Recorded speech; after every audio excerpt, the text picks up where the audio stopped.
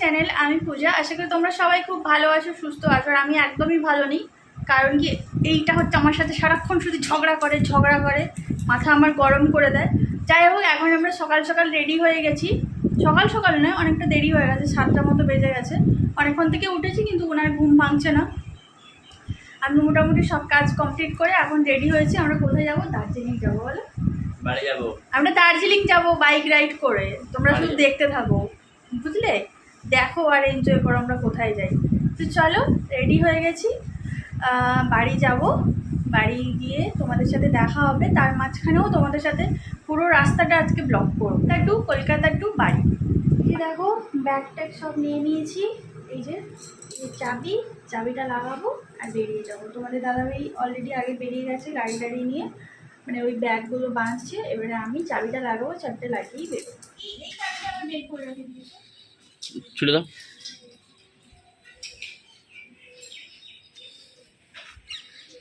চালার শেষ,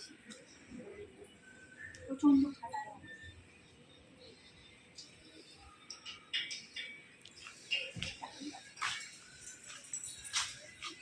এগুলো সব আমার দায়িত্ব। আমি শুধু গাড়িটা নিয়ে দেরি করেছি, ওনারা তুমি দায়িত্ব নিই। আমার চাবি লাগাতে গেলেও ওনার তাড়াতাড়ি বলো বলো বলো।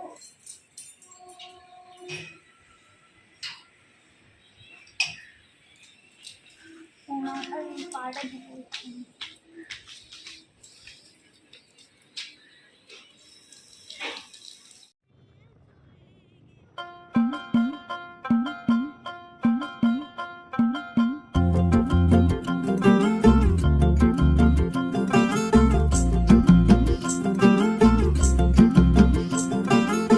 किसके तो पंख लेके उड़ा चला जाए रे, जहाँ नहीं जाना था ये वही चला हाय रे। उम्र का ये ताना बाना समझ न पाए रे, जुबान पे जो मोह माया नमक लगाए रे। के देखे न भाले न जाने न दाए रे, दिशाहारा केमन बोका मुंटा रे।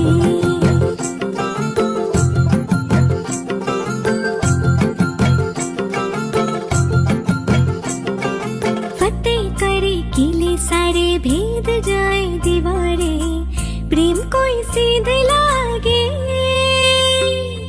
अगर मगर बारी बारी जिया को यूं उछाले, जिया नहीं गेंद लागे। আমরা তো বাড়ি যাবো বেরিয়ে এসেছিলাম, কিন্তু মাঝ রাস্তাতে আমাদের একবার মনে হলো যে এই দিক দিয়ে যেহেতু যাচ্ছি আর যেহেতু এটা শ্রাবণ মাস চলছে, তো চলো একবার আজকে একটু তারকেশ্বর ঘুরে আসি। তোমাদের দাদাভাই বললো, আমি বেশি কিছু বলিনি। ওই বললো যে চলো, কিন্তু সবাই বলছে যে ঢুকতেও দিতেও পারবো না, ভেতরে ঢুকতেও দেবে না। তো যাই হোক, যতটুকু কপালে আছে অতটুকুই না হয় দেখা হবে। এমনিতে তো সবসময় আসা হয় না, তো যতটুকু হচ্ছে অতটুকুই তোমাদের সাথে শেয়ার করবো। চলো, গাড়িতে বসে গেছি, চলো। আমার কপালে যতটুকু আছে তোমাদের কপালেও ঠিক ততটুকুই জুটবে। অনেক দিন যাবো অনেক দিনের ইচ্ছে, কিন্তু সেভাবে যাওয়া হচ্ছে না। তো দেখা যাক কতটুকু কপালে হয়। এরপরে যদি আবার কোনো দিন সুযোগ হয়, ভগবান চায়, তাহলে অবশ্যই আবার আসবো। কিন্তু এখন আপাতত যাচ্ছি যখন, ঘুরে আর যাবো না, যতটুকু হবে ততটুকুই দেখে আসবো। আমরা তারকেশ্বর যাওয়ার রাস্তাতে ঢুকে গেছি। এখান থেকে আমরা যেখান থেকে গাড়িটা স্টার্ট করেছি ওখান থেকে আর 3 কিলোমিটার যেতে হবে মন্দিরে। আর রাস্তার দু সাইডে খুবই সুন্দর পাট চাষ হয়েছে। এদিকে চারদিকটাতে শুধু পাট গাছ আর পাট গাছ।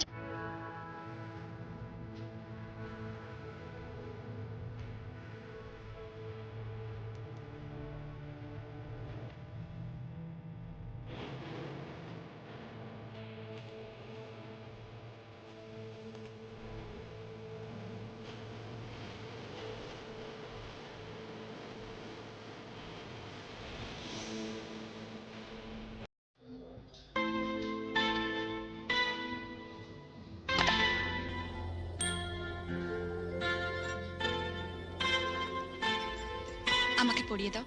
দেখো আমার হাত একদম খালি।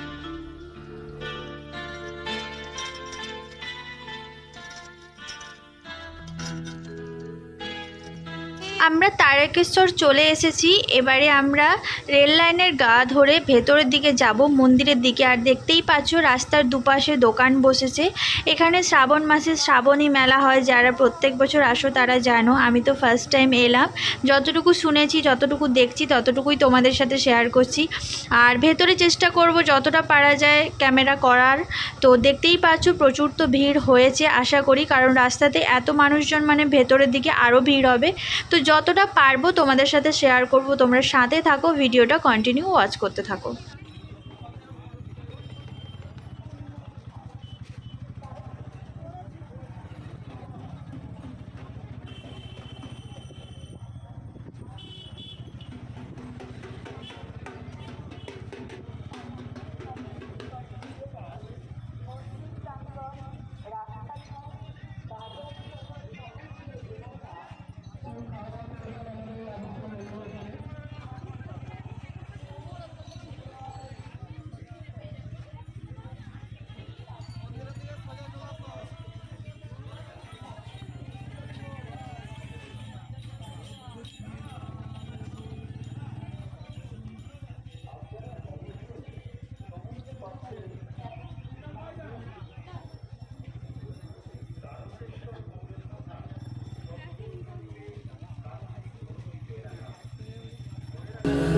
आदिदेव शंकरा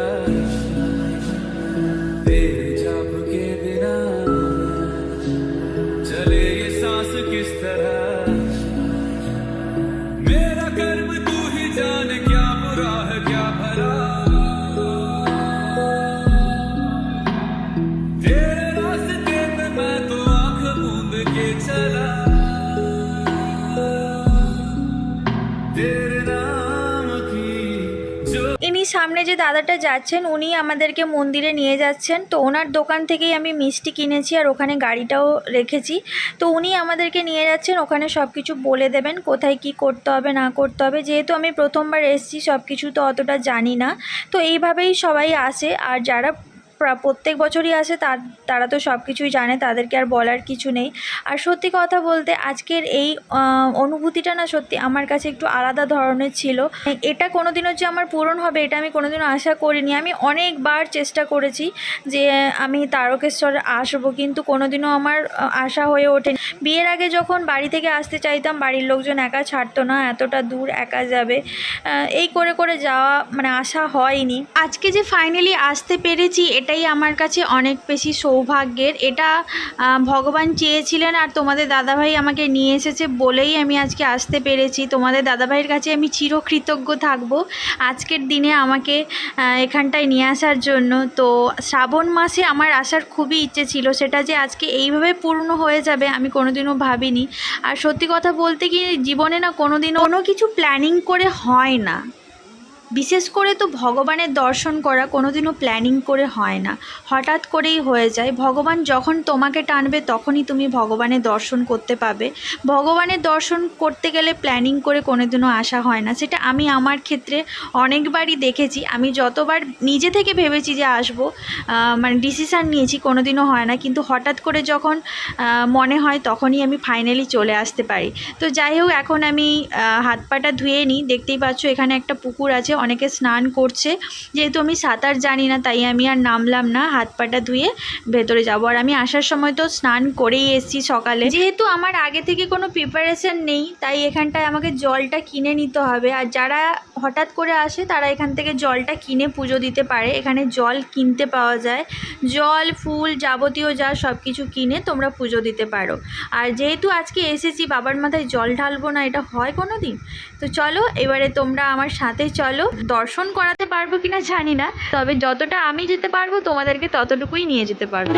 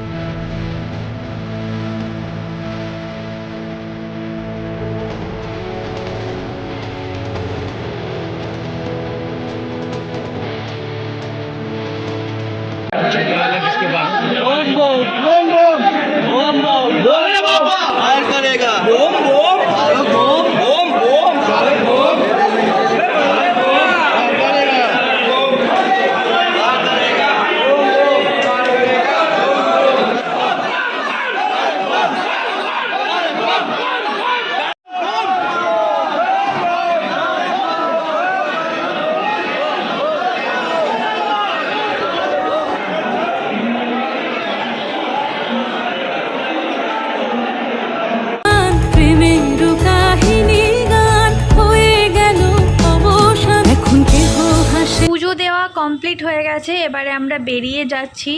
অনেক যুদ্ধ করে ধাক্কাধাক্কি ঠেলাঠেলি করে পুজোটা শেষমেশ দিতে পেরেছি, মানে পুজো দেওয়া মানে জল ঢালতে পেরেছি, এটাই অনেক। এই এদিকে আসো, কোথায় চলে যাচ্ছো? আর আমি কানেরগুলো খুলে দিয়েছি, আমার হেলমেটটা পরেছিলাম, প্রচণ্ড লাগছে কানে। কি বলছো? ভালো রাস্তা, হ্যাঁ। ছাওয়া আছে বেশ রাস্তাটা। পুজো দেওয়া হয়ে গেছে, মনের ইচ্ছে পূর্ণও হলো। তো এখন একটু চা খেয়ে নিই, তারপরে বাড়ি চলে যাব। তো ভিডিওটা কেমন লাগলো অবশ্যই কমেন্ট করে জানাবে, ভালো লাগলে চ্যানেলটাকে সাবস্ক্রাইব করে নিও। আজকের মতো সবাইকে টাটা, বাই বাই।